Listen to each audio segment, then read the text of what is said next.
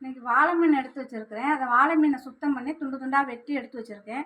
வாழை மீன் குழம்பு வைக்கலாம் எப்படின்னு பார்க்கலாம் வாங்க. அதுக்கு தேவையான பொருள்கள் புளிக்கரைசல் கரைச்சிருக்கேன்.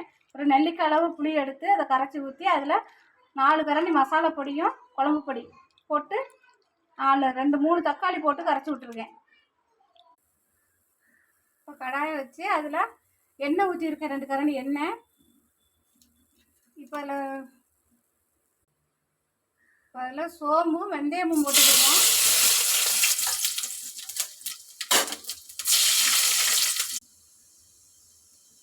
வெந்தயம் பொரிஞ்சிருச்சு. ஒரு வெங்காயம் போட்டுக்கிடுவோம்.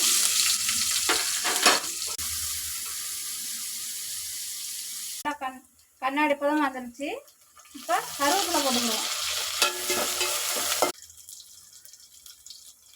3 பச்சை மிளகா போட்டுக்கிடுவோம்.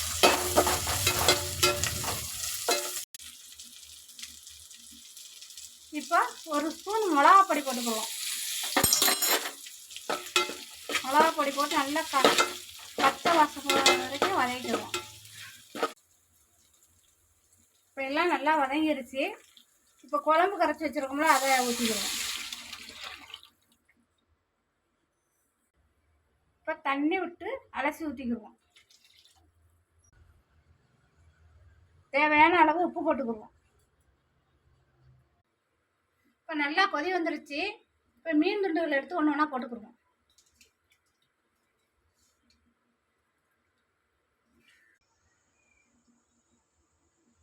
மீன் குழம்பு இப்போ கொதி வந்துருச்சு. தேங்காய் பால் ஊற்றிக்கிடுவோம்.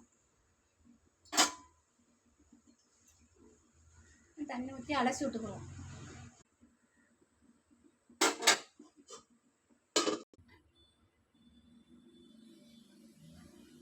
மீன் குழம்பு நல்லா கொதி வந்துருச்சு. இறக்கிக்கிடுவோம். வாழை மீன் குழம்பு ரெடி ஆயிடுச்சு. இதே மாதிரி நீங்களும் செஞ்சு பார்த்து பிடிச்சிருந்தா எனக்கு லைக் பண்ணுங்கள்.